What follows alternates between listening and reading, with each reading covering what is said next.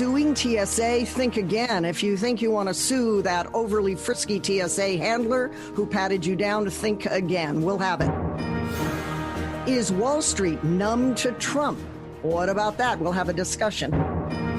And here we go again. Another heavy hitter gets whacked by the Me Too movement.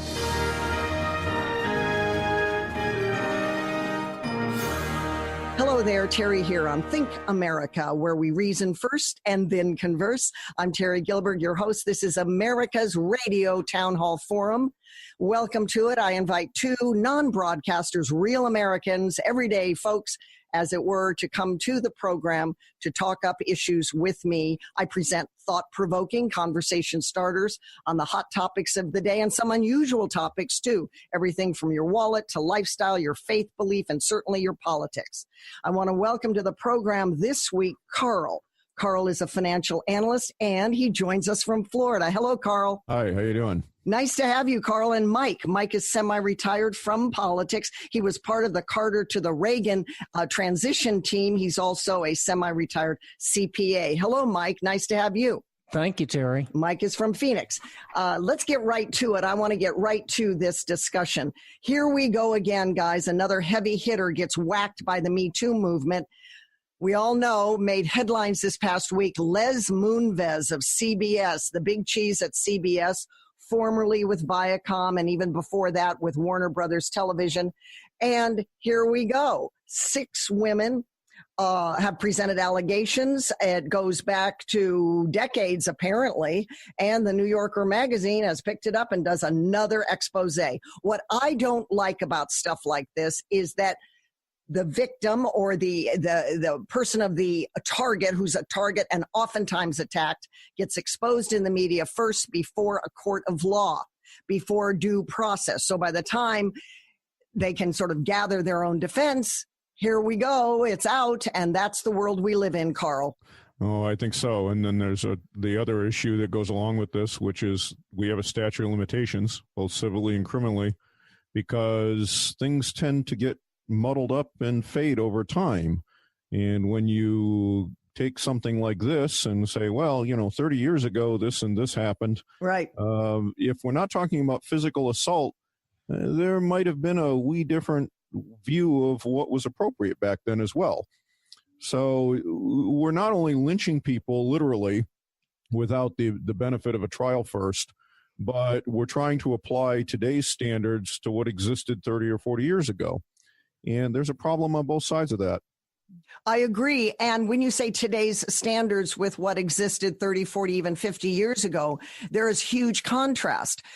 Today's standards, for example, is blab in the media, get it out on the internet, and the victim, if you want to call him a victim, I don't know if he is or not. I have no idea because I wasn't there and I haven't seen the case against him, etc. I've only read the New Yorker news report.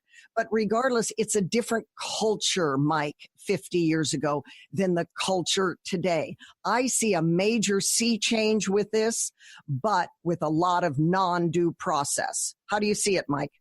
I feel the same, Terry, and I agree with what Karl said. The problem becomes we're sort of under the French system, and that's you're guilty until proven innocent. And that pervades our whole society, and that's not good.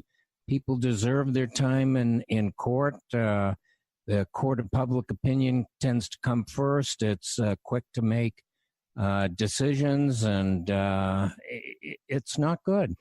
Right. There's another story that broke about the same time without a major headline to it, Karl, and that is the story, I guess the collective stories of Catholic nuns who have moved their accusations forward, I think, as a result of the wind at their back with the Me Too movement. They too have come forward and have said, listen, we want to talk about priests that have abused us, priests that have attacked us, in some cases, priests that have raped us. Now, this is worldwide, these Catholic nuns. They want their voice. They're starting to get some attorneys. The issue is different in Africa, for example, than in the United States. But here again, this Me Too movement is is the wind at their back to bring their angst and their problem, whatever it is, whatever level of sexual impropriety they're talking about, to the forefront. And given recently that a U.S. Catholic cardinal, who, by the way, is 88 years old, he was forced to step down for sexual misconduct allegations with him 50 years ago. It seems that we are contrasting, as you said, Karl, today's culture with yesterday's culture, a decade ago, 2 decades ago, 3 decades ago, or even 5 decades ago. How do you see it? Yeah, I agree, but there's a big difference between aggressive sexual pursuit and sexual assault. And especially when we're talking about the situation with Catholic priests and children, those two things just don't really match up very well. But again, I come back to the basic problem you have with the lack of due process, which is that it is almost always impossible to prove a negative. Mm-hmm. And so how do I prove that I didn't do something if the allegation is that I did and there's no evidence to back it up? Good point. Mike, back to Les Moonves. He was the founding member of something called Sexual Harassment and Advancing Equality Commission on this. It was a kind of a long title, but he started this commission on sexual assault and how to advance equality in the workplace. And this was as early as 2017, just last year. Now 6 women have accused him. His wife, however, is standing by him. She is Julie Chen. She was a former reporter with ABC News. Or was it CBS? I think it was CBS News. Anyway, do you think when a wife stands by her man, this helps the case in the public opinion, or does she look foolish against women? Well, I guess he would know what what this topic is all about. So that's interesting. I don't know, Terry. I'm sort of split on that. I naturally it's wrong. I guess that's what I keep on coming back to. It's wrong. And the wife is going to stick by their person. We've seen it with the Clintons. We've seen it in the White House. We've seen it go through our whole society. And it's just bad. The whole thing is bad. And well, when you say bad, are you talking about the conduct in the bedroom or in the workplace, whatever that was? Or are you saying it's bad that it's being exposed in the press? And maybe it's a good thing it's being exposed in the press. I think it is, but it's sort of like a runaway stagecoach. It keeps on going. And I don't know where this all ends. But bad, I mean, the act itself is bad. Whatever they've done, their behavior is bad. They're using their position to get these favors. And I guess that goes back a long, long way back into the old Hollywood times. But it shouldn't be glamorized, but people should be given their day in court first. And that's what bothers me. Well, provided those things actually happened, Karl, provided they happened. Sure, it's bad, but how do we know that other than reading an expose in the New Yorker magazine by Ronan Farrow? That's the whole problem, is that you've got no due process of law.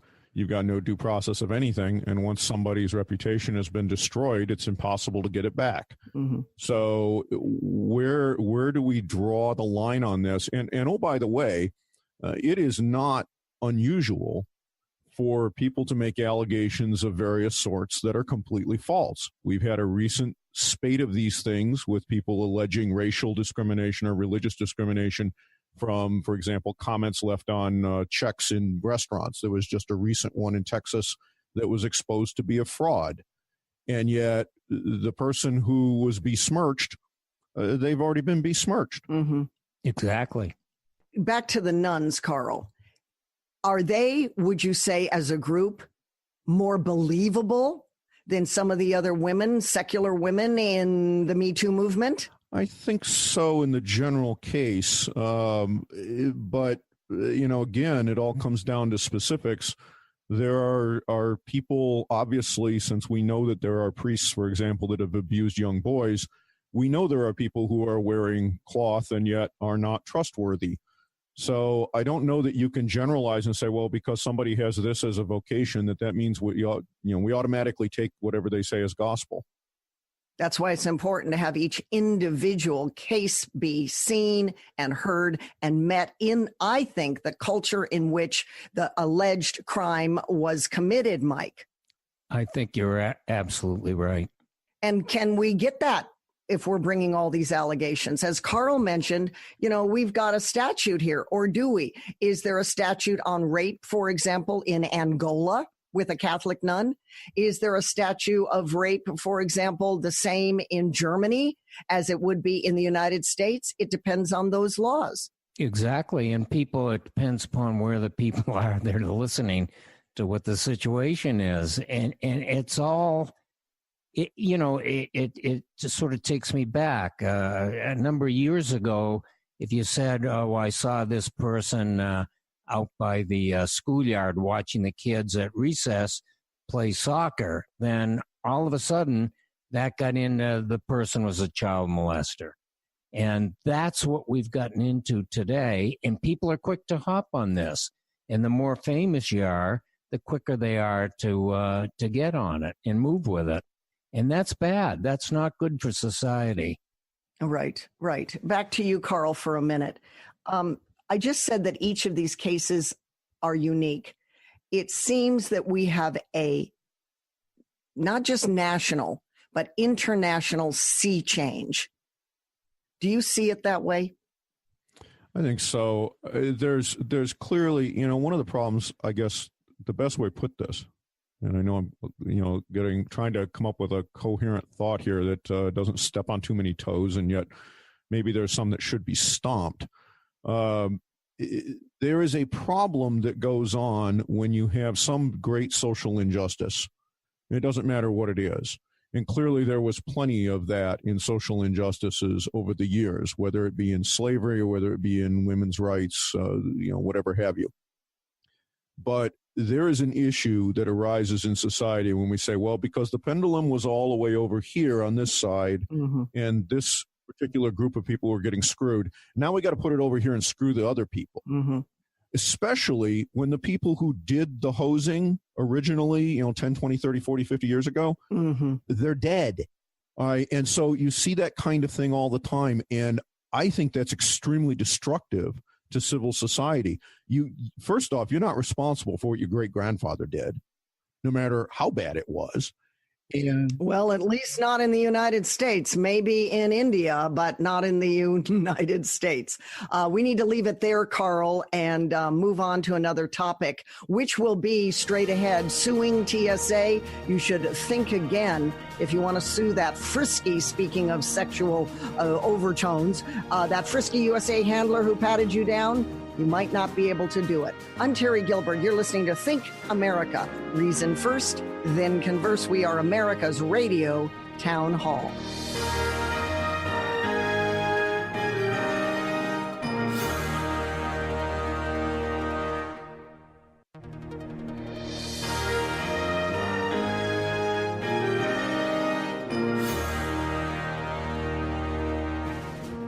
Are you interested in suing the TSA? If you think you want to do that because somebody patted you down in places you weren't comfortable with, well, think again.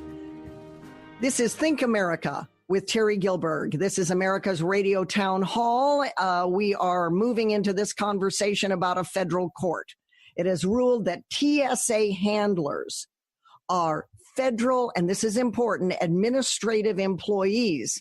They're not law enforcement. And as such, when you think about maybe a cop patting you down or something a cop did that was nefarious and you want to sue that police officer, maybe something that you thought the cop stepped over the line, you can sue that police officer. Good luck, but you can sue.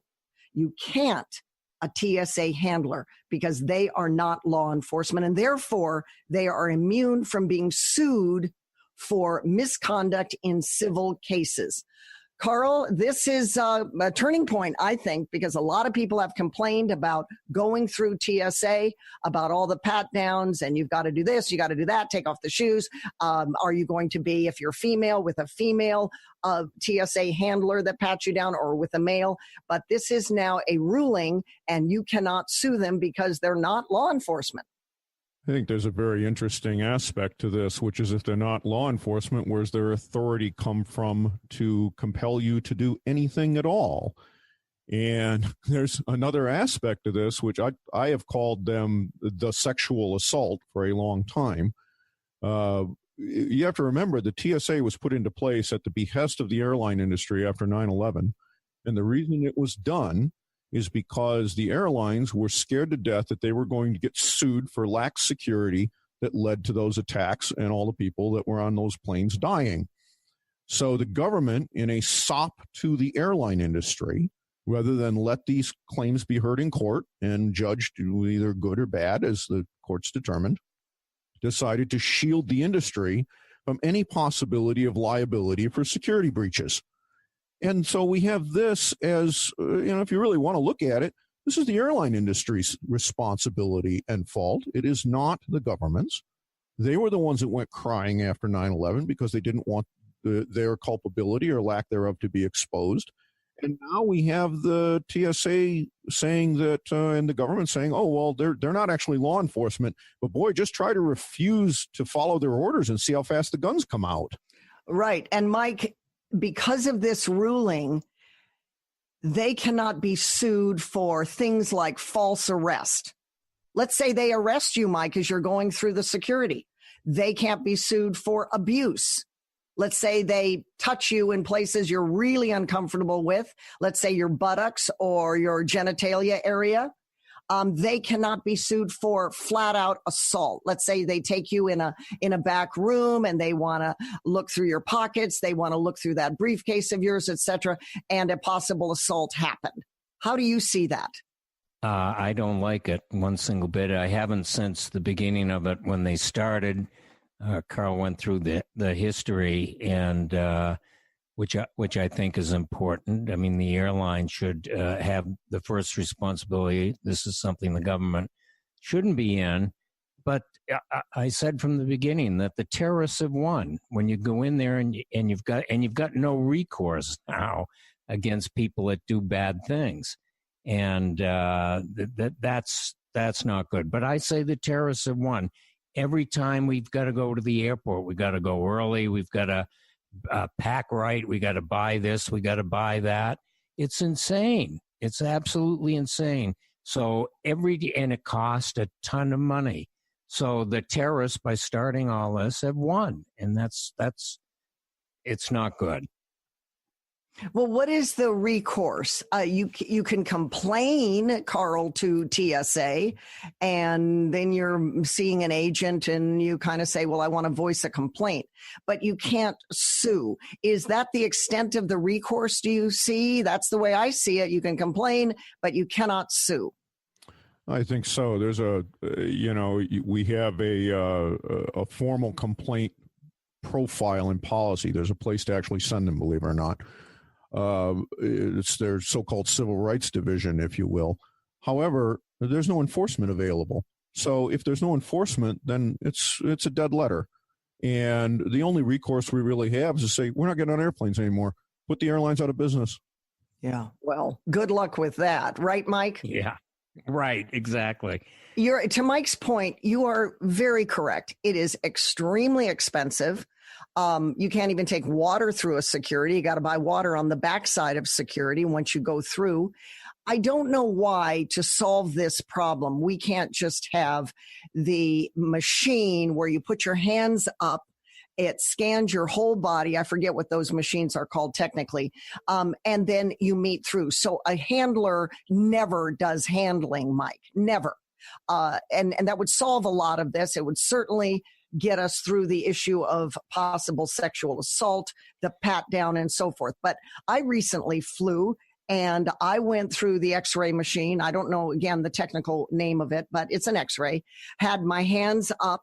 They did a body scan. And yet on the backside of that, I was still patted down. Yeah. I don't get it. I just don't get why, if airlines are imposing this with the federal government, all those X-ray machines shouldn't be in every airport so it's streamlined and uniformed.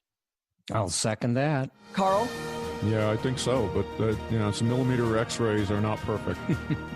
Nothing is perfect. They are administrative employees of the federal government. They are not law enforcement. Now, in other respects, you can sue the federal government, but not in this. Stay with us.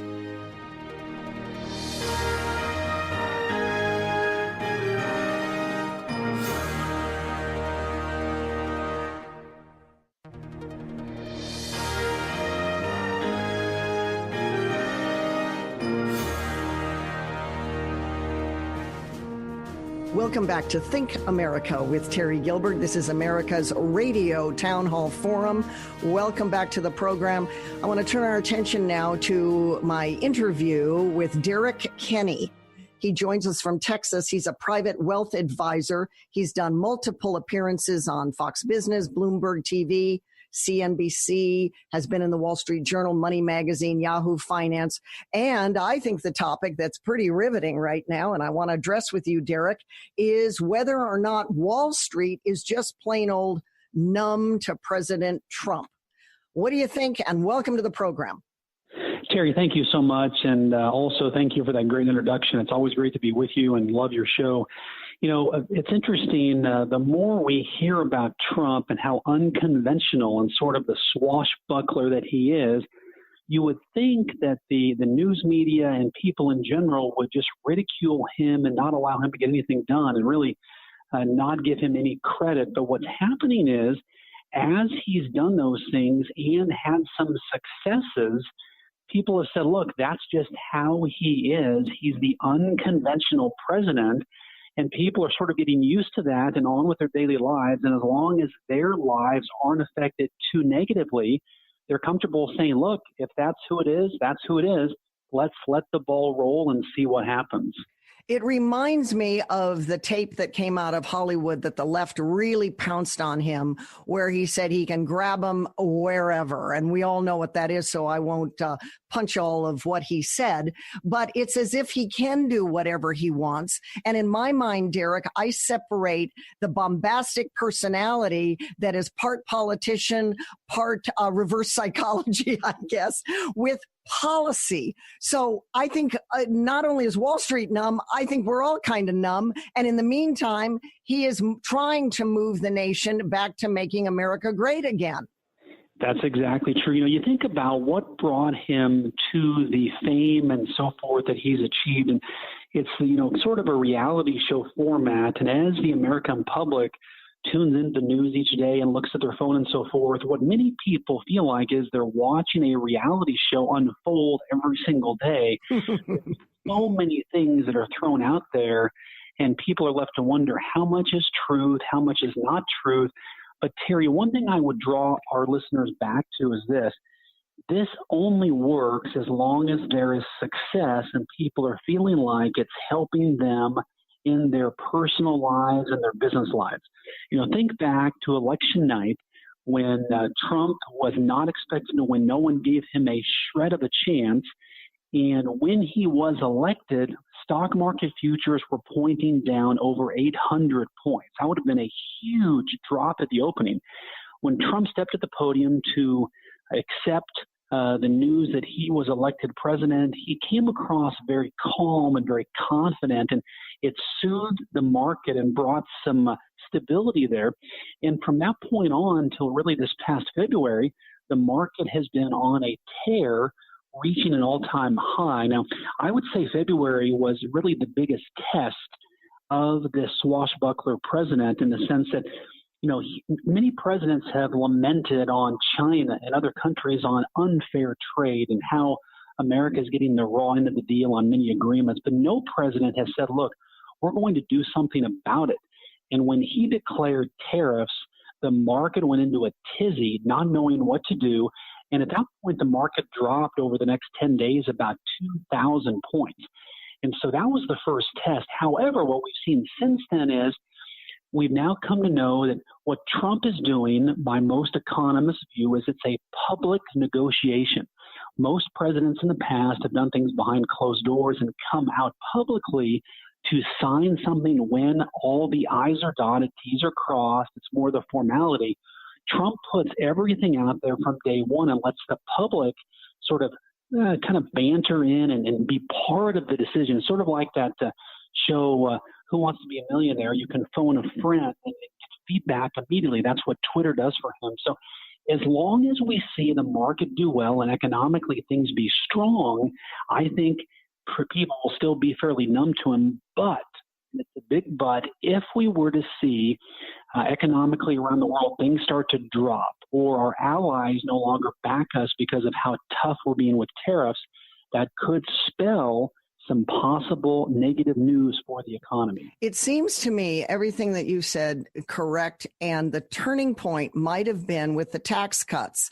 You know, he went to, after the tax cuts, he started to really call out world leaders, including all of our nefarious aggressors on the world stage and the folks that we don't like.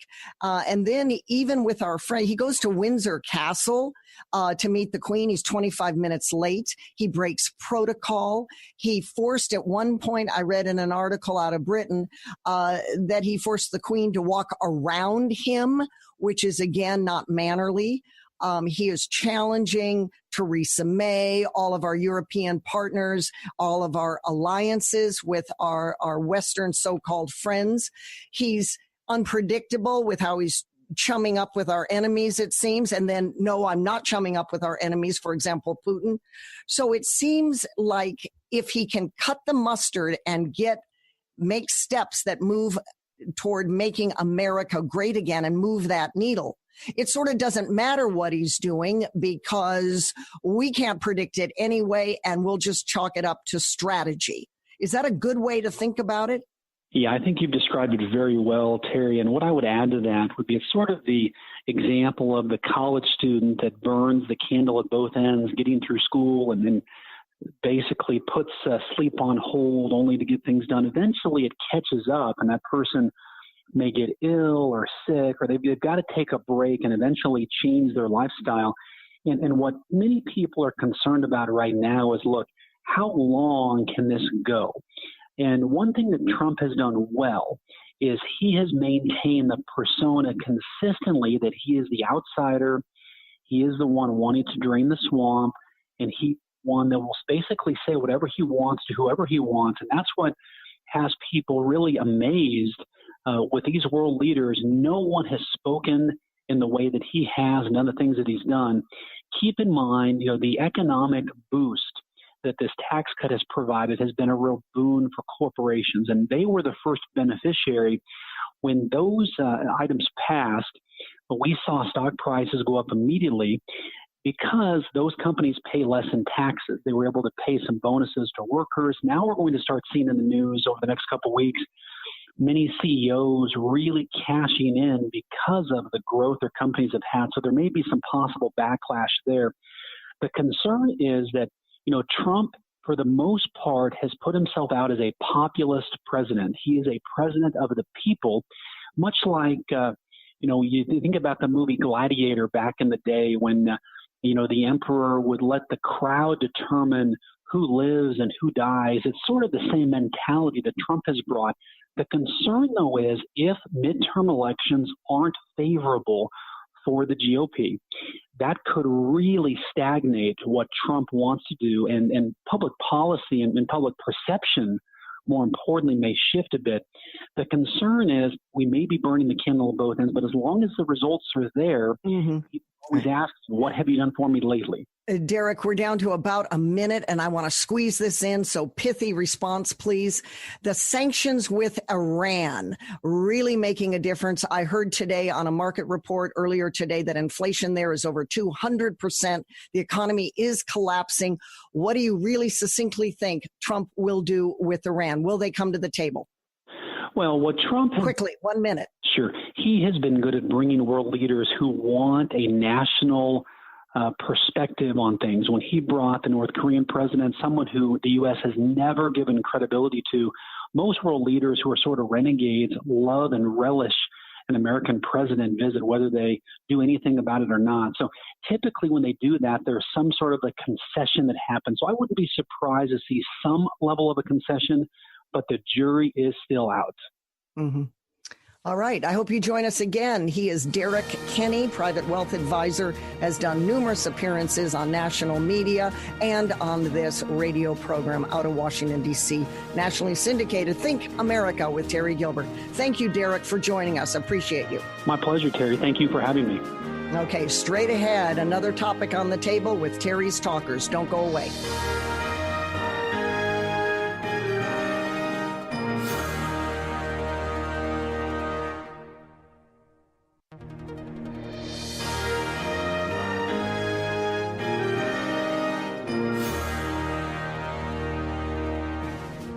We're back on Think America. This is America's National Radio Town Hall Forum. A shout out to one of our latest partners, KTAR in Phoenix, and always to our national syndicator, Radio America.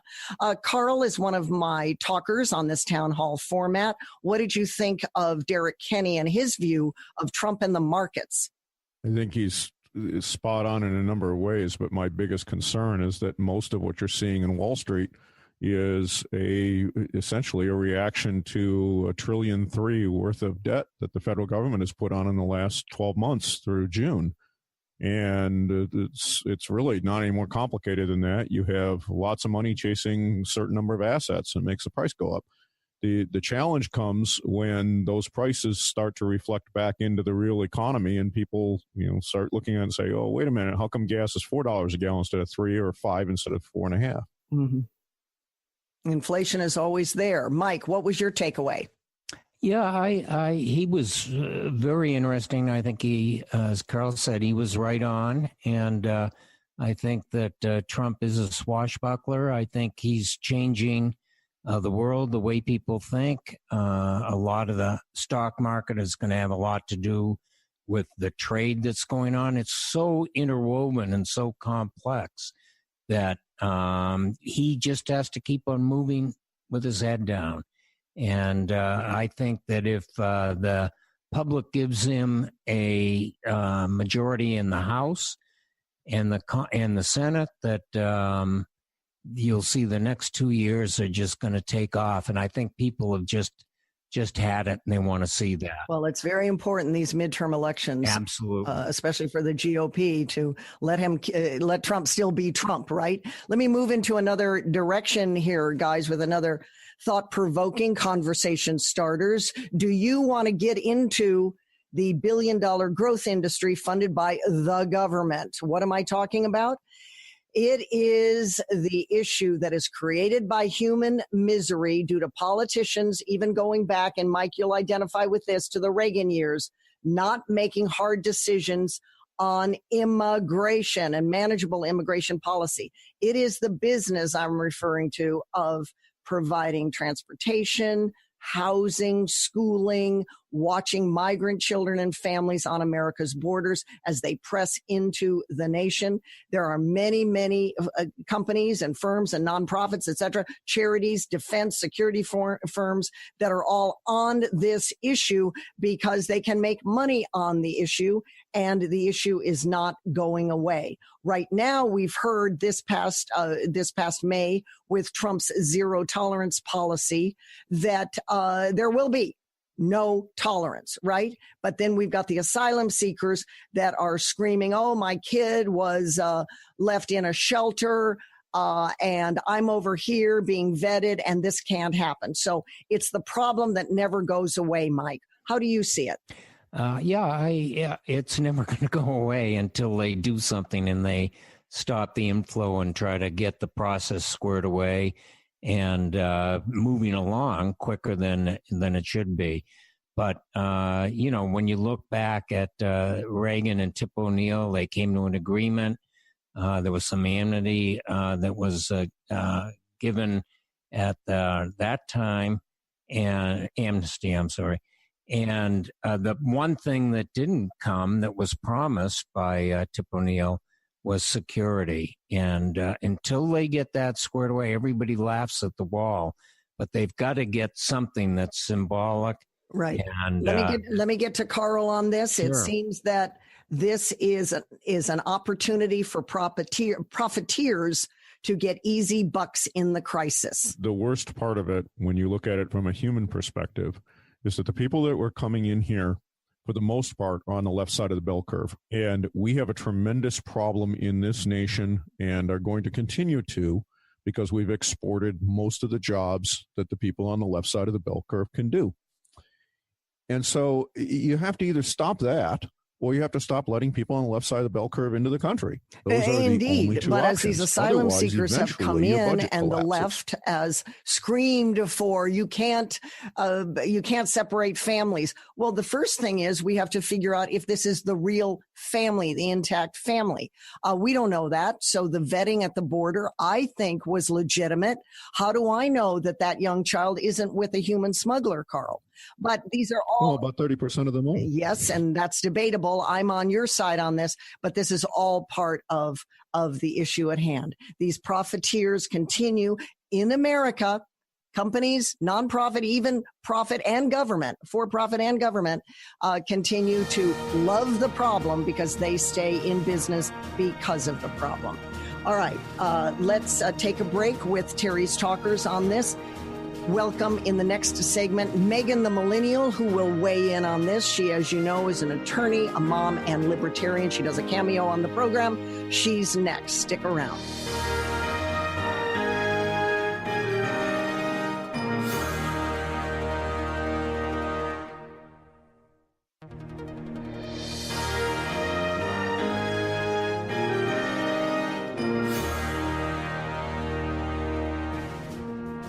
Welcome back to Think America with Terry Gilbert. Reason first, then converse is our motto. We welcome Megan the Millennial to the air on this topic, Megan, that we've been talking with Terry's Town Hall Talkers about, how certain groups love the problem because the problem employs them. For example, they kind of become opportunistic profiteers, looking, in the case of the migrant kids at the border, of taking care of the children, right? Because any crisis is a good crisis for them. And suddenly the job of sheltering and feeding and caring migrant kids is what is now in the news. And so keeping the problem afresh is what they want, because without a problem, they're without a job. Yeah. And I mean, this to me is another example of crony capitalism, much like privatized prisons, which actually they're detaining a lot of these children at, not coincidentally, Terry. And it's really disturbing. And unfortunately, this is a problem that our government has created. You know, obviously, as a libertarian, I believe in limited government. And I do believe that we need to have a pathway to legalization. Maybe we don't offer a pathway to citizenship, but rather a pathway to legalization, where these parents actually who want to come to this country, not for social benefits, but for legal benefits, property ownership, being able to enter into contracts with employers and with other people, that they're able to do that. And then they can take care of their children themselves in this country, working legally, paying taxes, and then we won't have this billion-dollar business where we're trying to take care of, quite literally, orphans, essentially. But when so-called comprehensive immigration reform was attempted, it just gets so bogged down in the vitriol from the left to the right and consensus maker. I mean, I remember Senator John McCain a while back, who doesn't remember how he tried to move this forward with Ted Kennedy and it got squashed. It's almost as if nobody wants to solve the problem because they're better set with the status quo and they can continue talking about the problem because they get employed with the problem. Right. I mean, that's exactly the whole point. And not only that, but it's extremely divisive. So it keeps us, the people, the non-elected officials, divided over this. And the truth is that people want to come to this country and have wanted to come to this country for its economic liberties. That is exactly what makes it so appealing. And we saw this because we saw a decrease in immigration during the recession. They said, well, we're not going to go to a country that is struggling economically. economically. We'd rather go to a country where we can make some money because they want to work. So this issue isn't going away, but unfortunately, these people end up becoming political hostages because it's attractive, it's divisive, and it's something that keeps people talking and keeps them fighting with each other. So then on the back end, our government and the lobbyists can work and continue making money off of this. Like you said, Terry, it is a billion-dollar industry keeping these people out. And that doesn't even include border security. And you mentioned economic liberties. The asylum seekers aren't saying that, even though that's what they want. They want economic liberties because they're not getting it in Central America. So they're moving north. They moved through Mexico and now are on the border. But what they're applying for is asylum under the guise that there's gangs in their country of origin. And it's all getting bogged down. Why can't we, with these people, have them apply because of economic liberties and not go through this asylum process because their application is essentially false? Right, exactly. And unfortunately, when they go through the legal route, it is especially cumbersome. So they're trying to find a shortcut. Exactly. All right, let's leave those thoughts for our audience to ponder and think over, and have you wrap the show as you always do on Think America, Reason First, Then Converse. Megan Porth with life-changing technologies, and take us out on a high note. What you got? Yeah, and as we approach fall, Terry, we're all thinking about allergies. People are probably experiencing allergies this summer, and unfortunately, there hasn't been much headway in that one, except for recently out of the Aarhus University in Denmark. Essentially what happens is when our body encounters an allergen, our immune system produces an antibody called the IgE. And what the IgE antibody does is it actually charges our system to start coughing and sneezing because it's trying to get the allergen out. Well, what they have done is they've actually built a drug that can block the IgE receptor. So I'm really excited for this, not only for allergies, but maybe even for some of the people who suffer from asthma. Megan Porth, sponsor of Change Your Life Technology. Megan the Millennial, you can find her at yourcontractshop.com. One word, yourcontractshop.com. That's it for this edition of Think America. I want to thank Karl. I want to thank Mike in Arizona, Karl in Florida, and to all our listeners and folks who write to us too. Thank you, Megan. Remember, reason first and then converse. I'm Terry Gilbert. See you next time.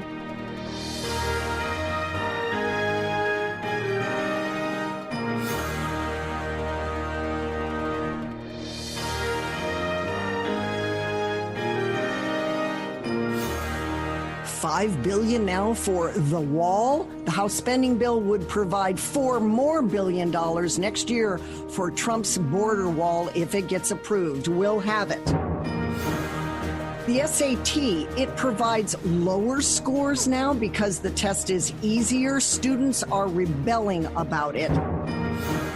And the Trojan horse, or so I'm calling it, is sometimes your voice, a digital assistant available in your smartphone. Is it recording things you don't want recorded?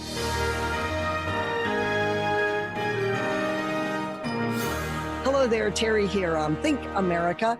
This is America's Radio Town Hall. This is where we reason first and then converse. I'm Terry Gilbert, your host. Every week I invite two Americans to join me in our roundtable to talk about thought-provoking conversation starters on all things Americana and then some. This week we have Karl, who joins us from Florida. He is a financial analyst. Welcome aboard Think America, Karl. Hello. Thank you very much. Nice to have you. And Mike joins us from Arizona. He is semi-retired CPA. He was also in the transition team from the Carter administration with President Reagan as Reagan came into office. Hi, Mike. Hi, Terry. Great to be with you. And we want to give a big shout out to our latest affiliate in Portland, Oregon, KPNB AM, KPNB AM. Thanks for taking Think America, and a shout out, of course, to our radio partner, nationally syndicated out of Washington, D.C. on Radio America. Let's get right to it. Guys, in the end, will the never Trumpers actually win? I don't know the answer to this, but I want to talk about it. The resistance movement is relentless. They are loud, fists in the air, vicious attacks constantly. Trump is called everything but the kitchen sink. And if it is the kitchen sink, he is the GD kitchen sink. He is a racist. He is a fascist. He is a Nazi. He's mentally ill. He's a traitor. He's everything that's horrible, and with all of the F-bombs and the GDs and all of that go with it. Even Congresswoman Maxine Waters has called for almost violence against him. Then there's the film producer Michael Moore actively calling on those to join the resistance movement, constantly isolate, constantly harass, constantly get in Trump supporters' faces, etc. It seems that even if you're just a Republican and you're not necessarily that involved, but you vote Republican, you could be shamed at a restaurant. Karl, with all of this, who is for the president? It seems only Fox News and Fox Business and conservative talk radio. So in the end, do you think that the Never Trumpers will win? No, I don't think so, but they might incite a civil war if they're not careful. It's, this is nothing really all that new. The people on the left always accuse the people on the right of being the ones who are interested in violence. But when you look at the history of it, the people who are committing the violence are the people on the left. So, we just had a situation like this that came up where now we have some of the Trump people that were going to one of his rallies before the election have just been given clearance to sue a police department that they allege deliberately funneled them into an area where protesters on the other side were waiting to ambush them. So, the same sort of thing happened at the University of Chicago when Trump tried to go give a speech there. They actually ended up not having the speech because a bunch of people didn't want to hear free speech, and they were willing to vandalize people's vehicles and buildings in order to stop it. Where does this end? I don't see the people on the right side of the aisle out there, toting around, running people over with cars and smashing their vehicles and things like this. I see people on the right, Karl, just more polite. I've always seen Republicans more polite and sometimes to their peril. And so when we hear things like abolish ICE or impeach the president or these balloons that go up with in London, for example, and the left here in America across the pond say, yay, yay, yay, Trump looks like a little fat cherub baby in a diaper, and good for London for shaming our president over there. Republicans don't necessarily attack back. That's a good thing. That's a bad thing. I think it's generally a good thing. I mean, look, free speech is just that. It's free speech. Where the line gets crossed is when you stop talking and you start swinging. And that's where we seem to have a little bit of a problem with incivility. I note that the Trump administration has even started to push back a little bit on the incivility with the media, in that they recently banned a CNN reporter for shouting questions instead of putting their hand up and waiting their turn. Well, it's about time that we started to see some of that. Was it about the content of the questions, as they claim? No, it was about the fact that they couldn't wait their turn and ask them in a polite, reasonable fashion. And yet, Mike, on that very note that Karl was talking about, Fox News took a very strong stand saying, we are with CNN, because the reporter that Karl is referring to was from CNN, and we stand with CNN. I didn't think that was smart on Fox's part, and this is why. It wasn't an all-out ban. And the White House said, we didn't ban. We wanted her basically to play nice in the sandbox, raise her hand, take her turn. And she was just shouting. But Fox made, I think, a wrong move and a mistake in siding with CNN, which, that's their competitor. So why they did that was a little odd, in the name of we're all reporters and we're all about reporting. Does that mean you're all about shouting to the point where nobody can hear, Mike? I think that's what it's getting to. It's really common decency. And the news, people complain about Fox only presenting one side of a story, but they show these wacko people like Maxine Waters and Michael Moore, and all the others. They show clips of those people. So you're getting to see what's going on. It's just that there's no productive things coming out of it. And I even see it with Fox News to some extent too. It's getting to be boring and dronish and not very deep. And I think they're falling into the same thing. And they're saying, well, we've got to have people speak up. And I think it was a mistake also. Karl, resist is not a platform. Fists in the air is not a platform. Signs is not a platform. In your face at restaurants is not a platform.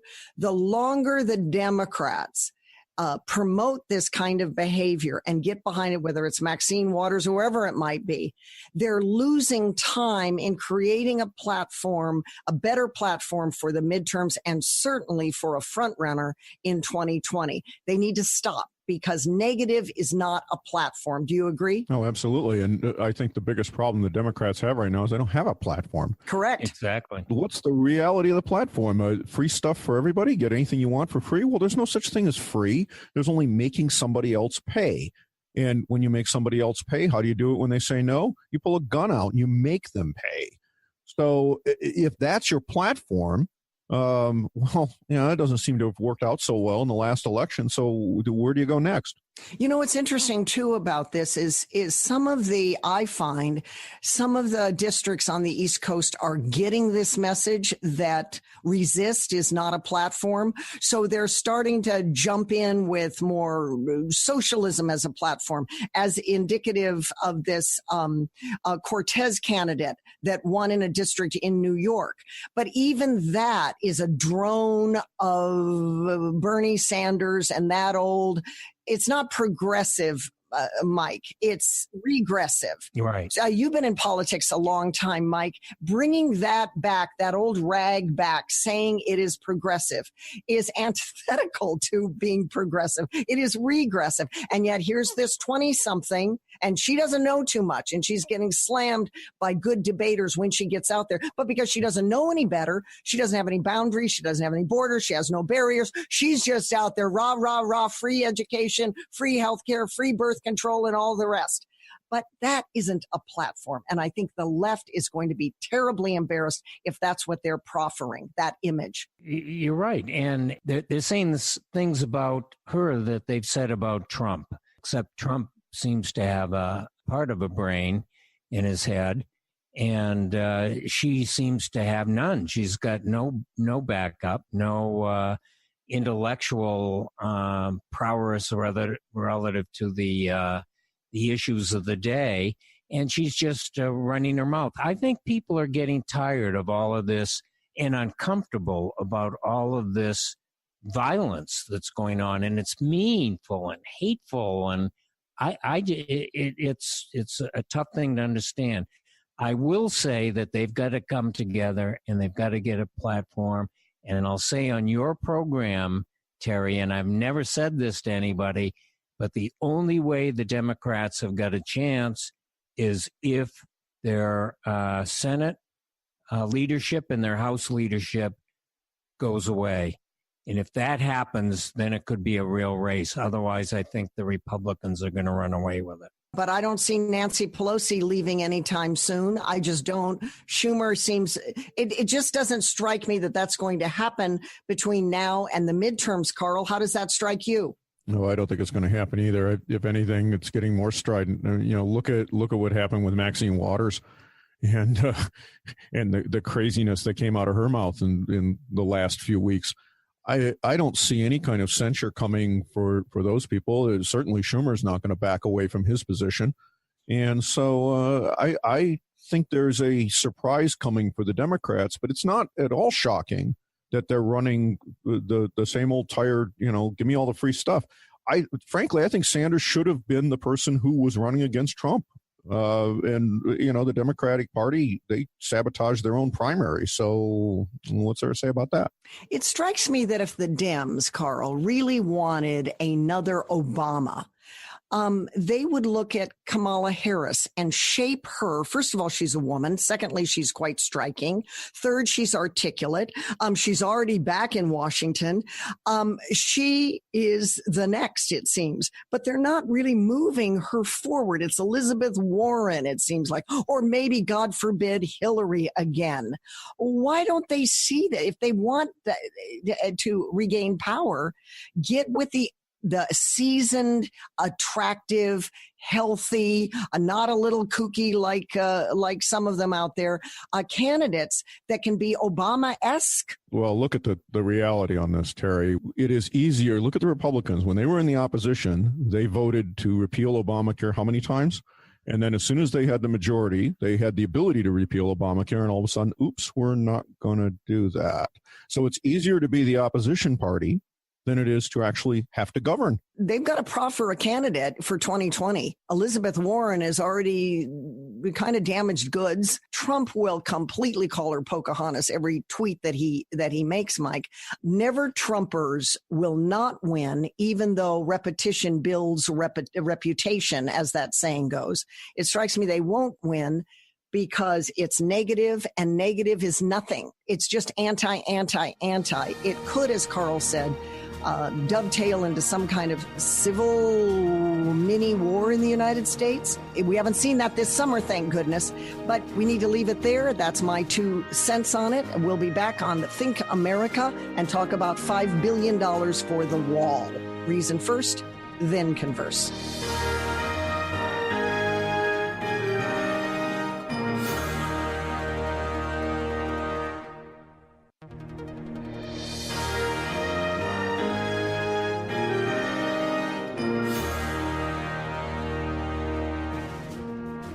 Welcome back to Think America. I'm Terry Gilberg. We want to say hello to KPNB in Portland.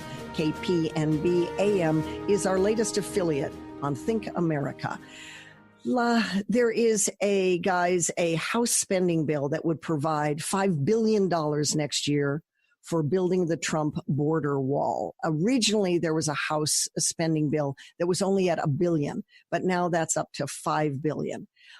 This may prove, I think, to be quite a boost in pre-election budget battle, which is upon us, and certainly in the fall when the House reconvenes. What do you think about it? $5 billion, is that something that we should be hearing, Karl, coming into the midterms? And will votes come down to the issue of the border wall at the cost of about $5 billion? Oh, it needs to be 20 or 30, which, yes, by the way, is not a lot of money when you look at the size of the federal budget. Even just the discretionary is a little over $1 trillion. So that's $1,000 billion. Is 5 going to be enough? Trump has threatened to shut the government down if he doesn't get the money that he wants to build the wall. He should have done it the first time and refused to move off of it, but he didn't. So I don't know whether he's negotiating in public, which he loves to do, or whether he really means it. And I don't think anybody else really does either, but we have got to get the security situation under control. And then we need to figure out what we're going to do about the economy if we're going to let people into this country on a more or less unbridled kind of basis, because you can either have open immigration and open migration or a welfare state, but you cannot have both.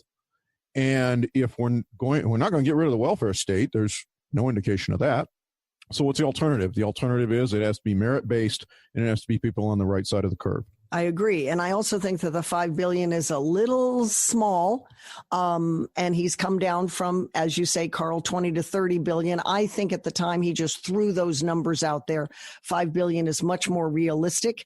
And yes, he is tweeting out, Mike, that he will shut down the government. Whether he does or not, it is a shot across the bow this summer for what I think will be front and center before the midterms, and that is build the wall. And if the obstructionists are the Democrats, it's to their peril, Mike. I think you're right, and I think it's going to come down. They've got to build the wall. It has to be done. Trump has promised it. He's basically kept all his promises, and I think that's one he's going to keep. When you go back to Reagan and Tip O'Neill said, we'll give you amnesty, and but Reagan wanted some security down there. Well, we'll give you security. And that never happened, the security part. It's been that way since back in the 80s and probably before that, too. And they need to build that wall. It's a must. And Trump isn't going to go away until it's built. Well, he was going to figure out Obamacare and get rid of that, too. And like you said, Karl, it still is the law of the land. He can't mess up on the border wall, or that will be two major strikes that he campaigned on. Is it going to come down to this fall, Karl? I think it does. If the wall does not get funded before the elections, then I have a suspicion that the down ticket stuff, which is, of course, what's all important right now because it's a congressional year, is not going to go very well for the Republicans at all. There are an awful lot of people who voted for Trump because he said he was going to solve this immigration problem. If he doesn't solve it, now that he's got the ability to get in there and make it happen, that would be two big strikes. And yes, we got rid of the individual mandate starting next year, which will ultimately collapse Obamacare, but saying, well, over the next 4 or 5 years, it's all going to blow up in our face. It's not a strategy. It's the same thing as wishing, and we know how that works out. And, the other thing that has always been bothersome since this administration took on all of these issues is Jeff Sessions. He continues to be MIA, and I understand the nation understands it's on the Russia stuff. But on immigration, he needs to step forward. We're not hearing anything about it. If it comes, Karl, down to the wall, Jeff Sessions is all about legal immigration. Very tough. So do you think he's going to come out of the woodwork? And we're down to about 2 minutes, Karl. I don't see Jeff Sessions coming out of the woodwork on anything that needs to be done. And by the way, for all the people who say that he was, Trump was advised by swamp creatures when he appointed him and this and that and everything, all of that is true. However, Jeff Sessions is his direct report. So if Trump is dissatisfied with Jeff Sessions' job performance, Trump should fire him, and he should have fired him months ago. Mike, do you see it that way? I tend to take a little different tact. I think Sessions is working behind the scenes. I think he is just plodding along. He's known to do that. He's not a very boisterous person, to say the least. But I think if Trump felt that he was not getting what he needed, and just think if he got rid of him, what it would be to appoint another attorney general at this stage of the game. I think he needs to be more visible. I think especially on things that don't have to do with Russia. And I think he's in the job for the long haul. I do agree with you, Mike, that there's something going on, whether it's Mueller, the Mueller probe, or something with Manafort. But the bottom line is that he's here, and I want to see more of him, particularly this fall on immigration. You're beginning. Yeah, a little bit addressing students and commencement speeches and so forth. But it's not enough, and it's hurting. It's hurting the president, in my view. Straight ahead, an interview with David Dillard. He is a college prep counselor in Dallas on SAT scores. Stick around. You're listening to Think America. I'm Terry Gilbert. This is the show where we reason first and then converse. Be right back.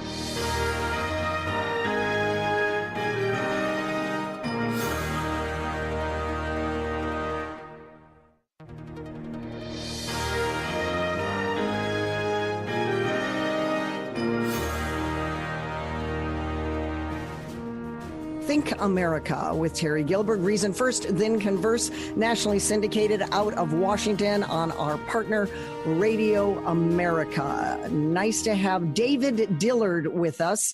David Dillard is with KD College Prep in Dallas, which is one of the top college prep schools in the country. This college prep organization has helped more than 50,000 students since it was founded in 1992. David, welcome aboard the program. Nice to have you, sir. I want to talk to you about something that's been going on now for about a year. The College Board changed up the SAT exam, and some of the results that have come about is, well, kids crabbing and bitching and moaning that the test is actually easier for them, but whoops, they've got lower scores as a result, and they do not understand it. There was one woman that I read about, one young woman. Her math score was prior in in pre-testing 770, and then she gets the results of the new SAT, and she came down to 750. Overall, she was at 1470 prior to her taking the new SAT, and now her score is 1440. And she is among those that are saying the test was easier. If it's easier, why do I have a lower score? What's up with that, David? Well, first, the frustration and bitching is not unusual, especially this time of year as students are approaching the college application process and know that they're running out of time. When they introduce a new test, they are always dealing with trying to stabilize it. It should be done in the background. Doesn't always happen that way. The test in June was not College Board's best effort, and they have admitted that. There was more variance compared to other test dates, fewer number of hard questions. There was a more severe equating process than on previous test dates that adjusts for variance from test to test. But there's no evidence that the June test score was misscored, and so I don't expect any adjustments by College Board. Real debate has to do with the validity of a particular test date or the fairness of really any evaluation process, including college admissions. And so the issue is not whether a student is unhappy with their scores and should it be rescored. The question is, if I'm one of your listeners, I'm trying to understand for my child or for myself, how do I deal with the current testing environment? And that's the challenge that all students have. We advise our students to start early. Don't wait till the end of the school year when you have AP tests, final exams, end of the school year fatigue, and the normal distractions. You really need a testing plan from the beginning of your 11th grade year that you can be committed to in advance so that you avoid the train wrecks for all the tests that may impact you, not only for PSAT used as a warm-up, but it is the test used for national merit qualification, and then the college admissions test, both SAT and ACT. Either one can be used. Colleges don't care. And for the more advanced students, they may also be dealing with SAT subject tests for the more competitive schools, or maybe encountering AP and IB tests at the end of the year. So you got to plan ahead, and you've got to plan your ramp up in preparation and stay focused and be diligent because it's easy to be distracted, especially if you're a teenager and would rather be dealing with social life or video games or having fun with your friends. I just think it's a shame that the College Board, after all that ramp up to changing the SAT, which is nerve-wracking to any student and parents trying to get their kids into proper colleges, that they're still tinkering with this format, David, a year later. I went through all of this with my daughter. It's extremely stressful. And to your point about start early, well, that's true. But if you start early enough, you're in the middle of your junior year, and there's so much to learn more to take the test. It strikes me that this whole process is earlier and earlier and earlier and earlier. Pretty soon you got sophomores prepping for the SAT. I mean, it's just crazy. They haven't learned enough to do well on the SAT. So they find themselves stressed. They're cramming. They're getting the big old thick book, and they're trying to learn stuff that they haven't been introduced to yet. So I'm not on board with how the College Board has done this in the past year. They should not be tinkering with it. And I tend to side on the side of the students who have an online petition now. I don't know, you're probably familiar, but my audience might not be, of more than 5,000 signatures calling for the College Board to rescore that latest SAT. And the hashtag is called Fix the Curve. I tend to lean on their side. Am I wrong? Well, I would agree that this was not College Board's finest hour, and they've got some introspection that they need to do in improving their systems and processes so that these things do not happen, or do not happen to the degree that they did. The test has always had some equating done to it so that you can take into consideration subtle differences from test date to test date. It's not just a matter of adding up right and wrong answers. You're having to take into consideration the differences in the variables of individual types of questions. This one was out of kilter. They have admitted that.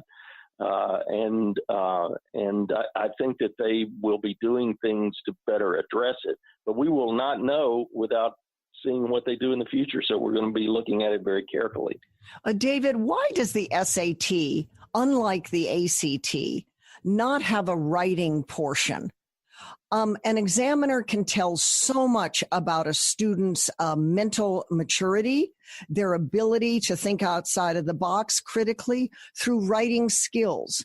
And so it seems as if the ACT that does have a writing portion has it all over the SAT that just has math and verbal. No, actually they both, this was one of the changes that came with the new SAT. In the past, the SAT had a mandatory writing component, essay component. The ACT had an optional essay component. And when they changed the SAT, they made the essay optional for both tests. The key is whether the colleges are utilizing it in their admissions decision.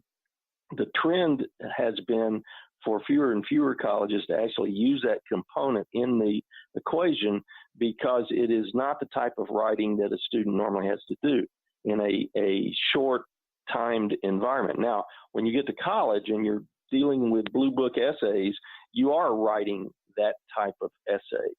But colleges in the admissions decision, fewer and fewer of them are actually using that essay component in the admissions decision. We are seeing the trend show. All right. I want to throw something at you. We're down to 1:30, so I want to change direction. You talk about trends. Well, there is a trend out there which might throw all of this effort out the window. What is your overall thoughts about the trend or the push for all kids to go to college when the trend now is, no, you don't need to. We need a lot of skill. We need a lot of workers with just skills, blue collar skills. And so they're not interested in all of this anymore. What's your feeling about that? Well, I don't think all students need to go to college. I think every human being needs to embrace learning for a lifetime, and in whatever form that needs to take. But if we are not trying to improve ourselves, then as a society, we got problems. We're going to be shoring up areas of the society that can't keep up.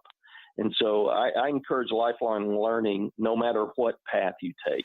Well, lifelong learning can come in a lot of different ways, and I tend to agree with you. I think the panic and the anxiety over all of this has just been too top-heavy over the years, not to mention the money. I'm all for getting into the best college. I still lean on the side of education, but I think that we ask a lot of our high school kids, even the brightest and the best.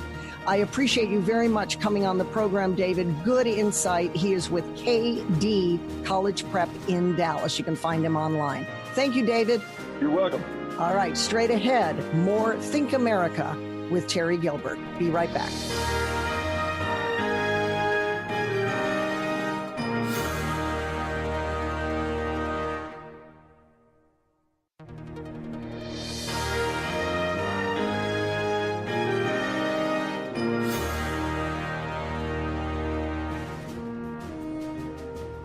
Welcome back to Think America with Terry Gilbert. Happy to have Terry's Town Hall talkers, Karl and Mike. They just heard that interview on the SAT. I think the College Board blew it this last year. You got my passion on it. How do you see it, Karl? Oh, I think the entire concept of prepping for this is nuts. I didn't. I went to a private high school, and I took both the SAT and the ACT cold and did just fine. And if you actually know what you're doing and learn something, well, that's what it's supposed to be measuring. Yes, and I also think it should measure after senior year when kids have 4 years of high school, Mike.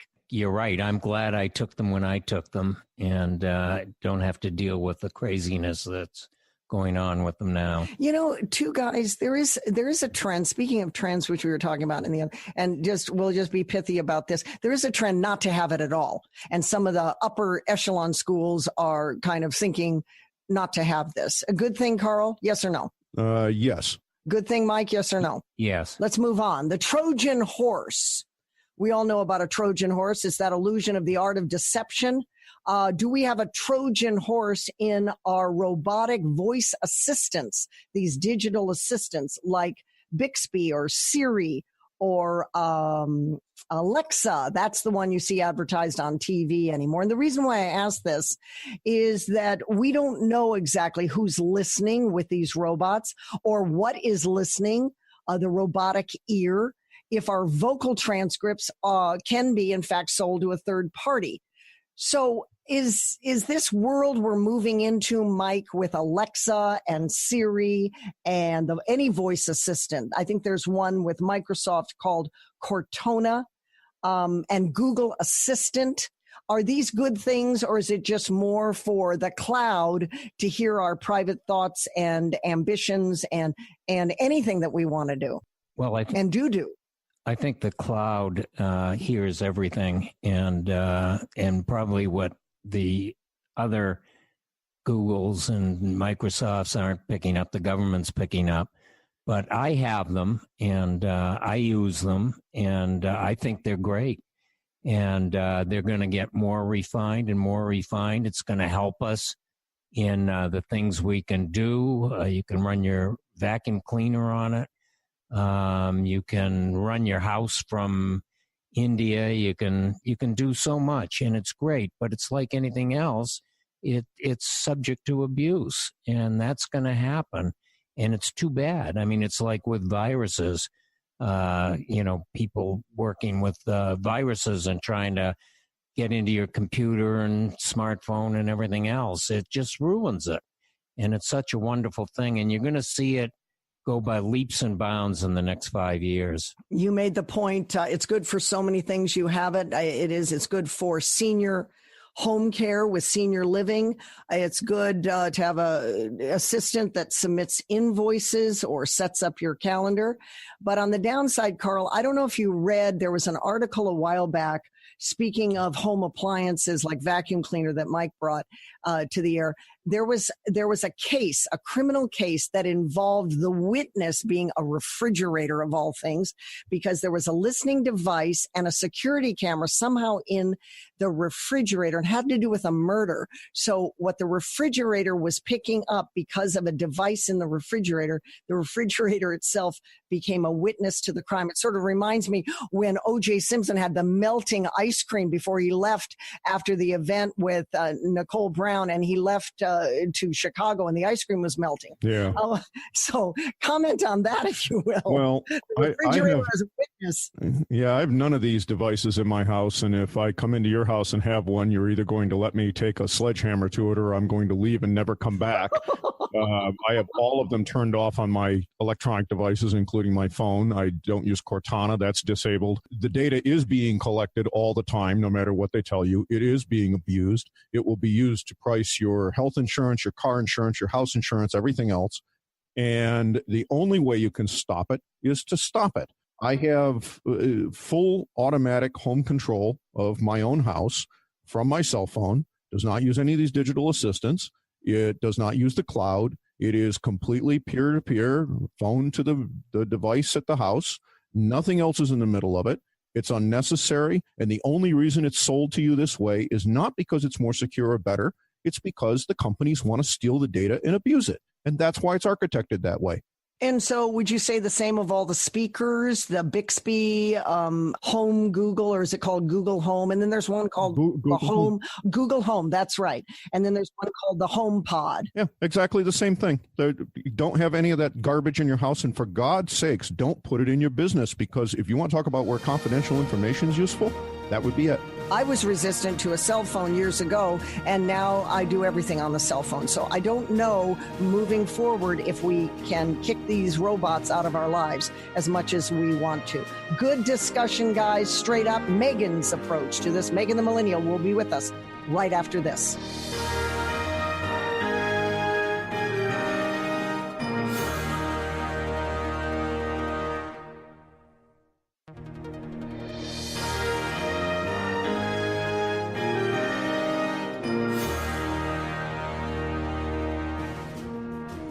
We're back on Think America. We've been talking about the robots that are voice assistants like Alexa and Cortana, and those speakers, Amazon Echo, Google Home, and HomePod. These are the assistants that are helping us with our everyday lives. But are they a Trojan horse, Megan? What's your take on this? Oh, yes. My family doesn't have anything like this in our home. Actually, I shouldn't say that, Terry. We obviously have iPhones, and we have a Samsung television, which we've learned has been used to spy on us by the CIA and the FBI and the NSA. But no, I'm actually kind of paranoid about this. And we've seen this happen where some of these digital assistants have been accidentally triggered, and then they record a lot of the conversation in a person's private home, and then they have actually emailed that information off to others. So there's even glitches, even if it's not a purposeful hacker, there are glitches in this system. So I'm actually really paranoid about this kind of stuff. But you know me as a libertarian wearing my tinfoil hat, I think that they're all listening. And people always say, well, what's the issue if you're not doing anything illegal in your home, and what's the problem with someone listening to you? But the truth is that the average American commits 3 felonies a day. There's actually a phenomenal book called 3 Felonies a Day, and there are so many laws on the books that we can't keep up with them. There's a lot of white collar laws that we're breaking every day, and not only that, but it's really, really dangerous for anyone, whether it's in the private sector or in the public sector, to be collecting this much information from us. At a minimum, this is my suggestion to our listeners, is to read the privacy policies and the terms and conditions of every single thing that you sign up for, whether it's a website or any of these digital assistants. Now, especially for these large companies that are servicing citizens in the EU, they have to comply with what's called the GDPR. And the GDPR basically is forcing companies like Google, who was just hit with a $3 billion fine for not complying, it forces them to give you, the user, information on how your data is being stored, where it's being stored, who it's being shared with, how long it's being stored, and how you can delete it, and how you can retrieve it, and what you can do if you are upset and want to file a dispute. So read those terms and conditions, read those privacy policies to see exactly where your data is going. Wow, I didn't know about this. GDPR. Yes. I did not know. Thanks for that tip. Wow, I'm going to look into that. Yeah. What do you got on store with Change Your Life Technology? Megan always wraps up our show with Change Your Life Technology, technology that changes lives for the better, not necessarily what we were just talking about, changes lives for the better throughout the world. Sponsored by yourcontractshop.com. Megan. This one is especially touching to me because yourcontractshop.com is actually a virtual web-based law firm. And what we're talking about are workplace avatars. I don't know if you knew this, Terry, but a lot of people are commuting to work, and on average, they're spending about 40 hours per month on commuting. Can you imagine what you would do if you had 40 hours per month back? Well, there's a company called the Virtual Human Interaction Lab out of Stanford University, and it's working on a revolutionary virtual reality, which actually would allow the individual to simply put on a headset and work from home, but they'd be interacting with all of the other workplace colleagues as if they were present in the office. We see this, obviously, this can increase applications as far as working with international companies, working with even out-of-state, interstate companies, and people who have disabilities and can't come into work for whatever reason. This could be huge and revolutionize an entire industry. I get really, really excited about this type of stuff, Terry, because as you know, I own a virtual web-based law firm. So this could really, really increase access to the social component that you lose out on when you work from home. You know, I know about that. That's my alma mater out at Stanford, and I know a fair amount, having been through those labs of the Virtual Human Interaction Lab. I remember when that was launched, actually, and I'm for that. It's not what we were talking about with regard to Google Home and Amazon's Echo and some of these other privacy stealers, if you will. Do you see in any way it could become more robotic? Yes, yes and no. I think that what we need to focus on in the workplace as well as in education is we need to focus on the creativity and the empathic attributes of human work. All of these things will be automated. We can't compete with a computer on this type of stuff, Terry. So we might as well focus on the creative aspect. And what this allows us to do is it allows the virtual components to facilitate more interaction so that we can be more creative as humans. Very good discussion, Megan. You can always find our shows on thinkamericaradio.com. And of course, all of our archive shows are there for you, plus Change Your Life Technology. Big shout out again to my Terry's Talkers for this show. Karl, thank you from Florida. Thank you, Mike from Arizona. And Megan, thank you. You can always find us at thinkamericaradio.com. Remember, reason first and then converse. I'm Terry Gilbert.